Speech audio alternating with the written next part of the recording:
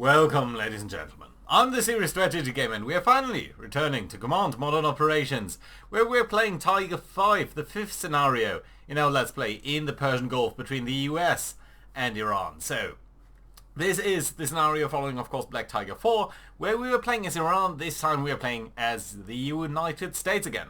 So last time there was a big battle where we did sink an American carrier air group. So, an entire carrier group, not just the air group actually. So, yeah. You can read all about this in the background here.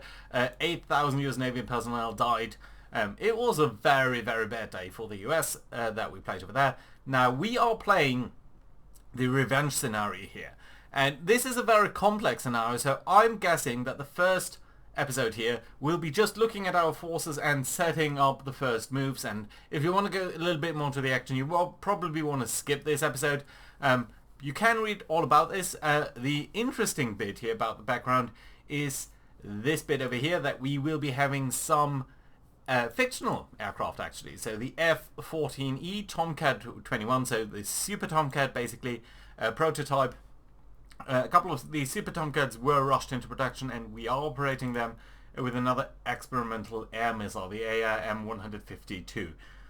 So that's pretty interesting. We're also going to be having a couple of F-35Bs and a lot of other stuff. So let's load this up, let's have a look at this and see what our objective is. So again, you can pretty much pause and read through all of this. I'm not going to read through all of that. But the important bit is there are Russian volunteer groups playing on the Iranian side.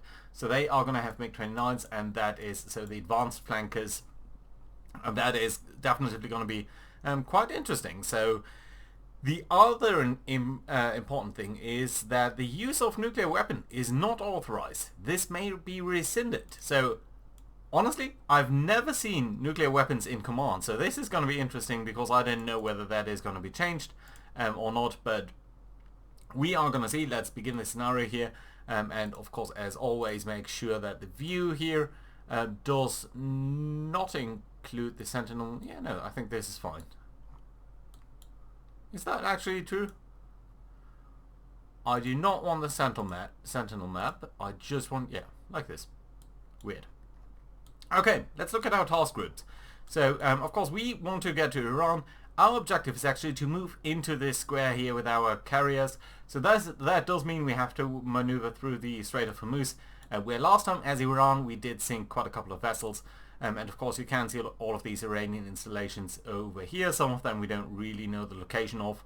I think I want to probably declutter the air interface here a little bit. Sorry, just the... Let's get rid of the land weapons, underwater weapons. Don't think we need any of that. Air weapons and surface sensors, air sensors. Yeah, let's turn it all off for now except for the air sensors and air weapons, so we know that they can probably identify us over here and they can engage us at least over here.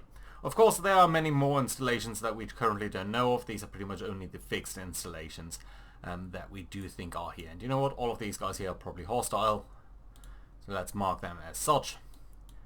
Right, and let's look at our group. So up over here, the first thing that we do have is the SSN Virginia.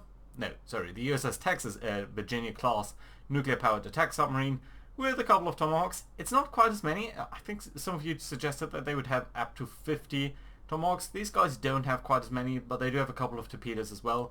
I think I want to probably modify your route here a little bit so that you're keeping into the deeper waters for longer. So yeah, but other than that, I think it's fine for these guys to come up there.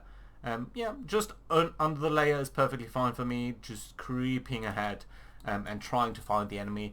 We do know that the enemy does have a couple of submarines, so yeah, we do need to be mindful about that. But yeah, let's see about that. Then we've got three task forces down here. The most important one is this one, Group 21-530, with 140 aircraft. We're going to look at them in a second. We've got another task force over here, much smaller, just 6 ships, 2 destroyers, a couple of frigates. I think that some of these are actually not US submarines. I think Adelaide Perry, that does look Australian to me, yes. So we do have some of the US allies over here. Come on, can I get to group view? Probably Norfolk. I think that's British then. Yeah, United Kingdom. So yeah, indeed. So it's more of the Allies than anything else. Couple of aircraft. I think that's probably just helicopters. Merlin, Seahawks, Lynx. Yeah, pretty much just helicopters. Couple of good weapons over here. A large number of Tomahawk weapons, harpoons. Good number of AA weapons over there. Yeah, but that's okay. And then over here we've got a last group that is relatively small. Just one supply unit and 2 minesweepers. So that's going to be useful because I think that this area here in particular is probably going to be mined, where the potentially the Strait of Hormuz in particular.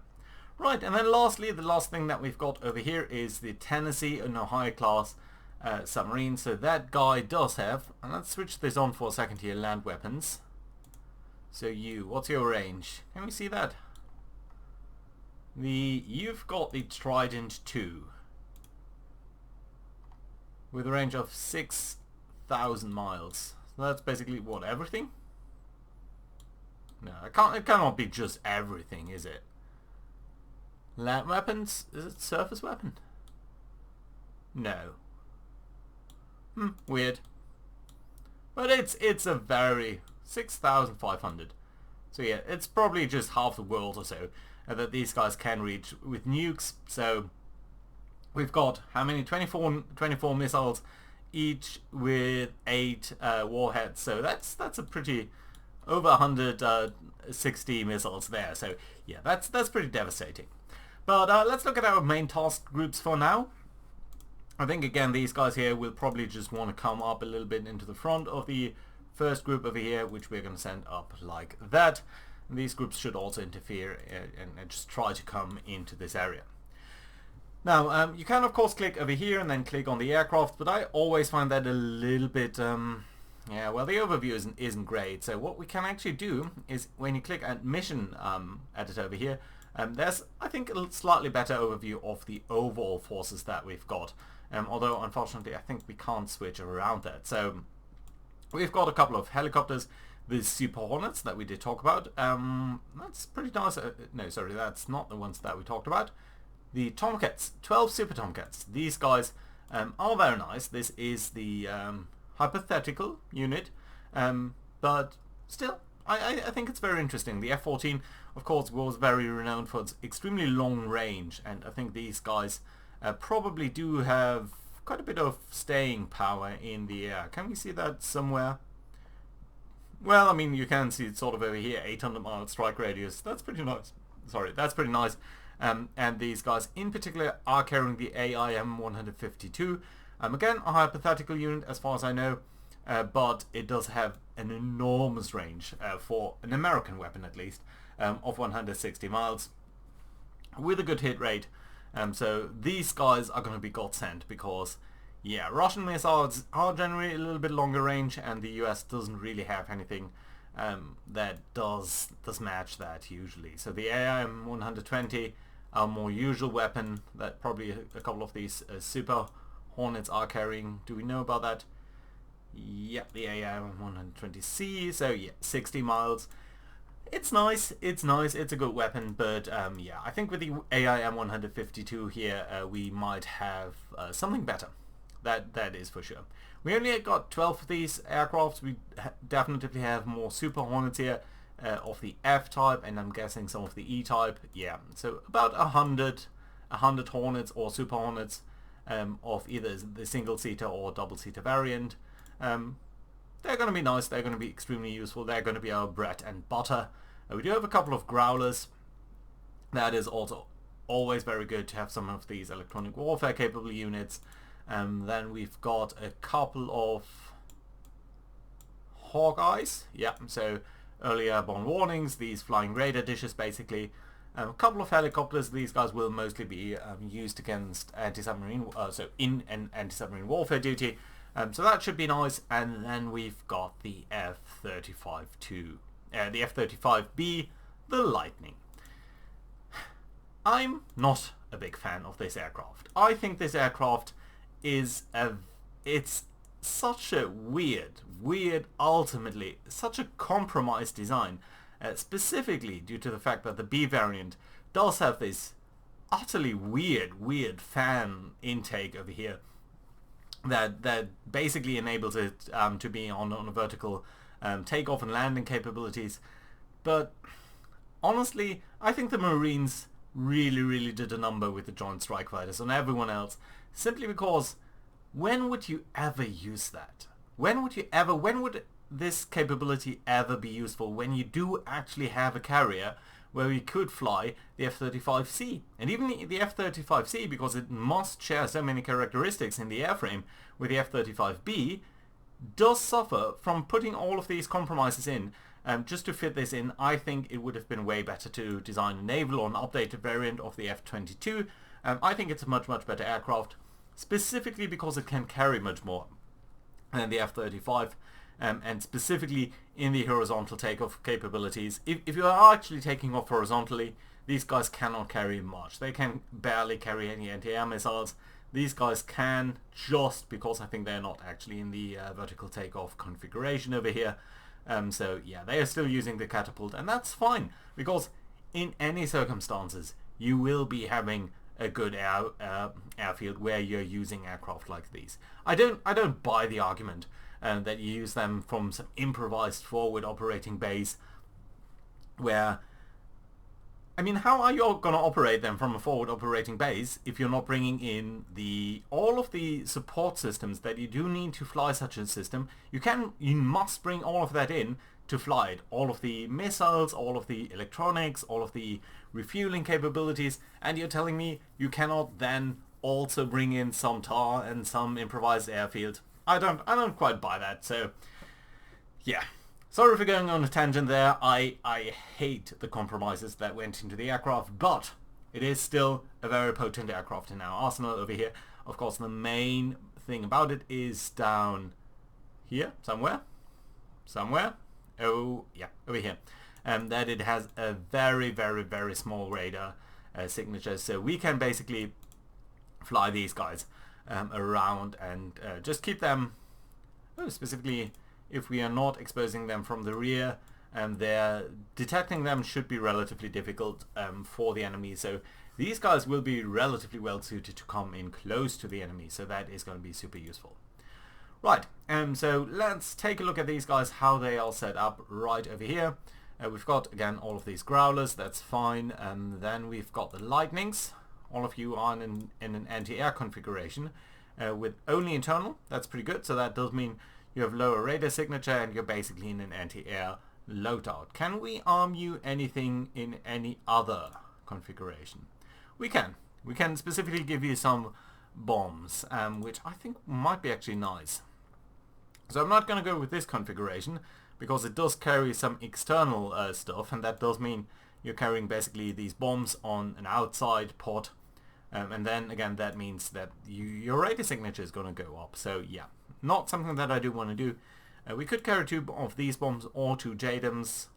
I think the JDAMs are slightly, do have a longer range,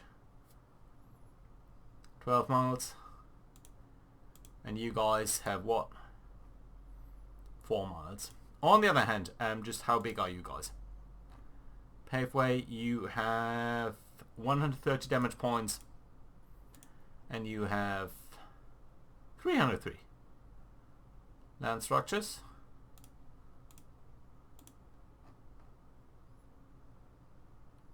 Yeah, and you also have mobile units. Okay, so you know what? We are gonna arm one of these guys with bombs. You know what? Let's say 2 of these guys will be armed with bombs over here, and I think that's perfectly fine. Right, so that's going to take 6 hours for these guys to become ready. All of the other ones are armed with AIM 120, so that's fine.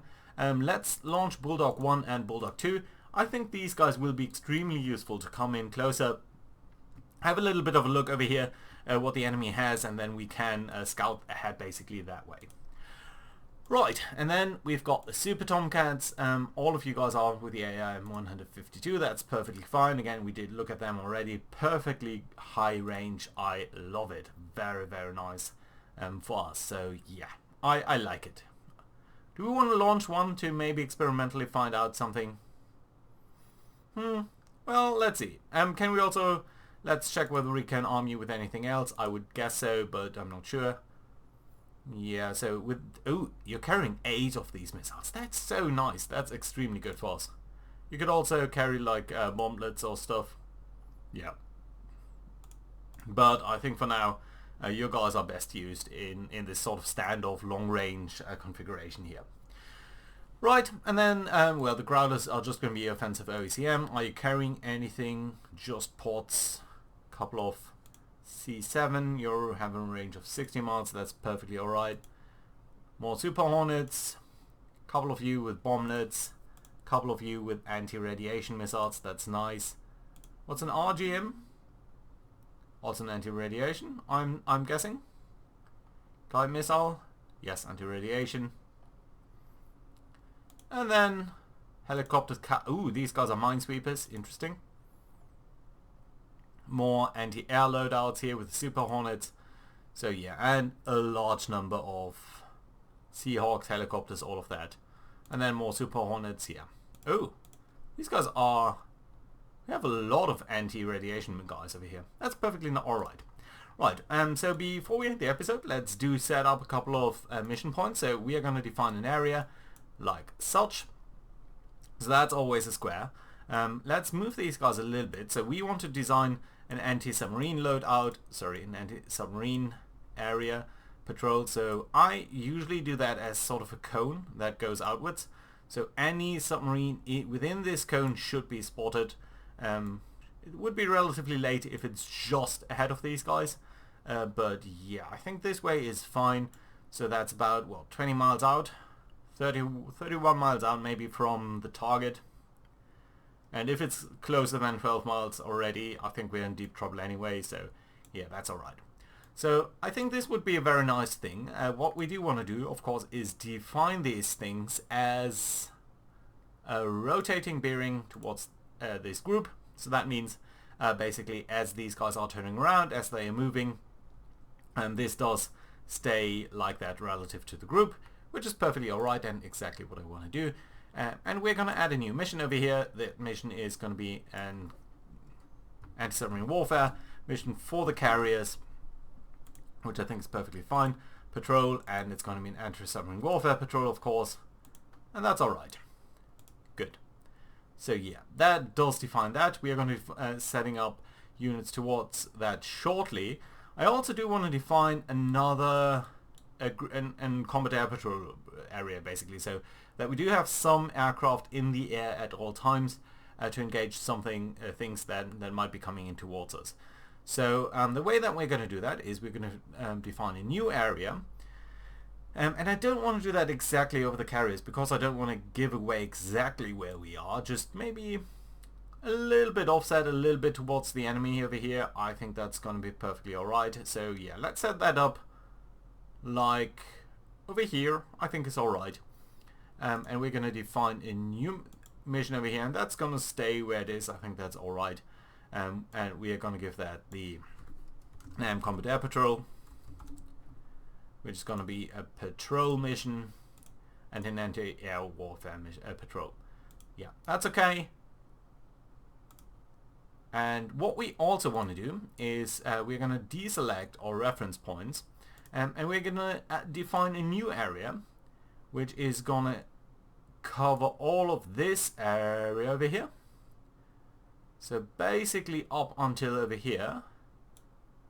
I would like to engage any aircraft that comes into here, but I don't want my guys to be standing over here, notice that then there's an aircraft over there, and fly right into the enemy. So this is the maximum area that I want to go in, not really much more, so I think that's going to be alright. And what we can do then is go to the mission editor and define the prosecution area by the highlighted things over here. And there we go, that defines that very nicely, I think. So that is perfectly fine from my perspective. Right, we can probably define that a little bit more like so. Right, there we go. Lastly, we're going to add one more mission. So let's deselect our reference points. Do we just... Oh. Or did I just delete them? I think I just deleted them. Right. Let's do that again then. Right. A little bit like such, I think. Maybe a little bit pulled in here. And there we go. Come on. Let's go to mission editor. Let's add points. There we go. Perfectly fine. Good. Yeah, I like it. Yeah. I mean, yeah. If it's literally over these ships, you should potentially do that as well. Okay. Let's deselect. Yeah. There we go.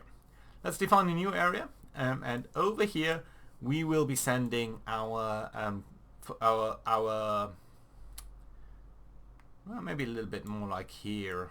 We will be sending our aircrafts to check out their area and see whether they do have anything.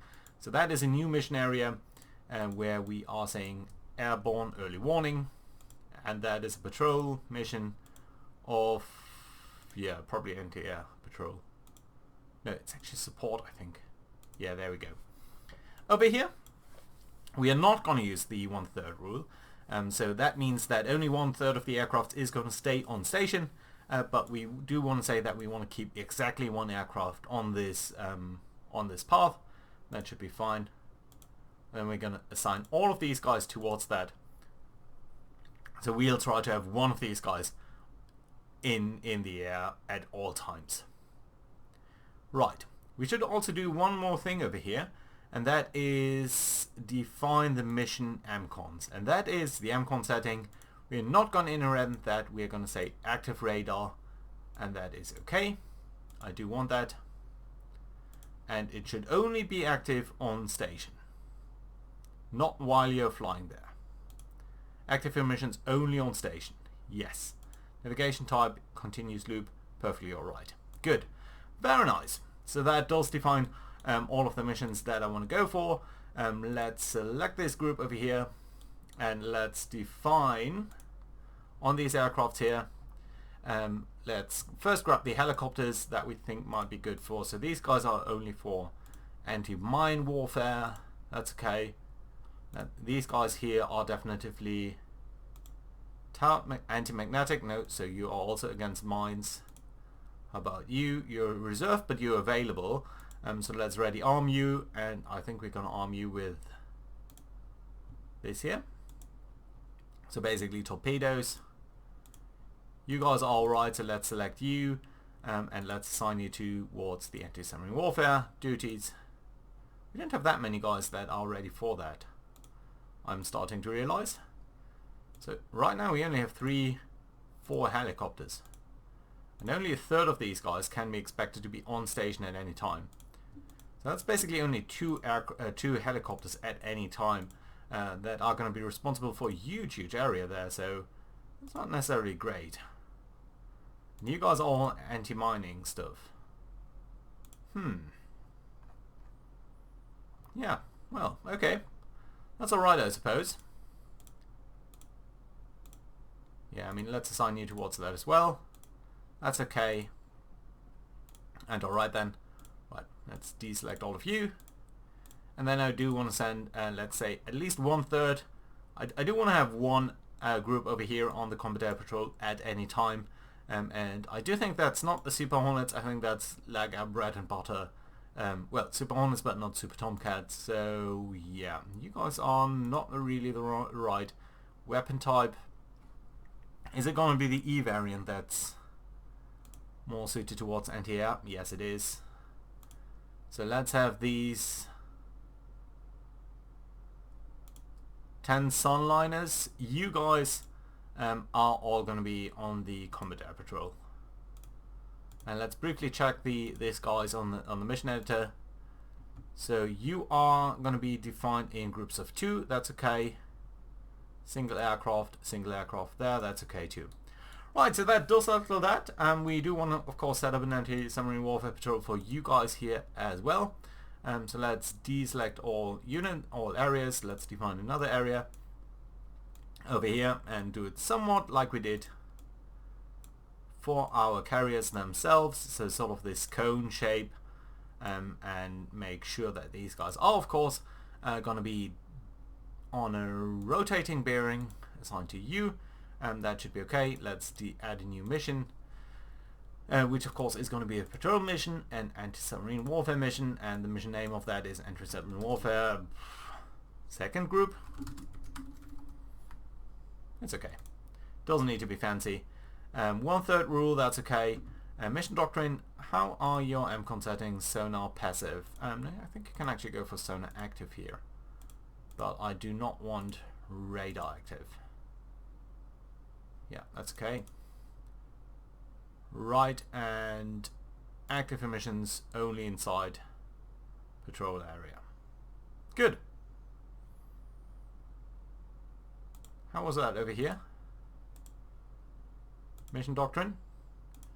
You can use active. Yeah, that is okay. Yeah, I like it. Good. Right, and then of course we do need to assign a couple of aircraft to that, which is going to be, again, mostly helicopters of course, and it does look like you guys are more or less suited up for that, so that's actually okay. Ooh, don't want information about you, I just want to assign you towards the submarine warfare on this guy. Yeah. Right, so that does settle it. We are going to launch, I think, 2 guys over here. And the last thing that I do want to do then is take our group over here. You guys do have Tomahawks, so a couple of radar dishes are over here and might just be available towards being attacked from you guys. Can you actually do that? Yes, you can. So you know what? Let's actually assign 2 Tomahawks to each of these radar installations over here. And there's another radar installation over there. This one. Do we have more? Yeah, you can do that as well. So let's assign 2 on you as well. It's probably not going to be enough to take out anything, but I think it would be very nice to maybe just test out their defenses, see whether they can fight against us, and just try to find out whether we can disrupt their fire here a little bit. Can we do anything against you guys? You are a little bit unorganized. Okay, let's try to get you here. You? Okay, you only have the Tomahawks that are not capable against you. But that's okay. Potentially the aircraft carrier group does have something against you that we can use against you, more or less. Down there, maybe? More advanced Tomahawks that are capable of targeting mobile things? Not at all? No? Okay, that's alright. Well, if that's the case, then we might as well use you to target the one radar installation down here that we did see. You here. Let's allocate 2 to you. Can we do something against this radar installation? Yes, we can. Another 2 missiles against these guys. And lastly, how about you? Yes, you can. You can target them. Okay, let's assign 1 missile to each of these guys.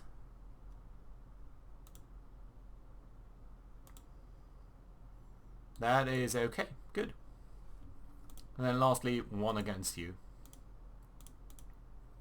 It's not a huge strike. It's mostly trying to find out whether we will be able to strike them at all. Let's start the game over here just for a second, just so that we can see these launches as we go ahead over here. Yeah, you can see all of these guys, all of these missiles are streaming out over here already. That is nice. I just want to make sure that these guys are taking a path that isn't entirely stupid, like this one would be. I do want them to come up from the coast basically over here, so that shouldn't be too... Yeah, that is better, I think. How about you? You, I think we might want to send over here so that you're flying a little bit following these, a little bit at least following this valley, so that you're not flying too high, so that you have some chance of escaping the enemy detection like that. Right, and you likewise probably just want to come up from over here so that you are spotted at as late as possible. And again, usually you try to overwhelm the enemy installations like that. We might just want to sneak in between these two guys over there, but in this case I think it's fine. So yeah, I'm gonna do that in between episodes because it is getting somewhat late, but yeah. With the two aircrafts that we do have in this group, I'm going to send them, one of them down here over the Gulf itself. One of them is going to fly in on the border with Pakistan and then sort of circle around them, see whether they have anything in their rear with the F-35, and then yeah, let's see. I'm going on advanced time over here just before the impact of these guys, or just before we see anything interesting, because this scenario does have 5 days and 23 hours to go. So yeah, I think we do need to work a little bit with cuts over here when there's nothing interesting happening. That being said, thank you very much for watching, guys. Hope you enjoyed. Do leave a like and all of that, and I hope to see you around next time for the action. Bye bye.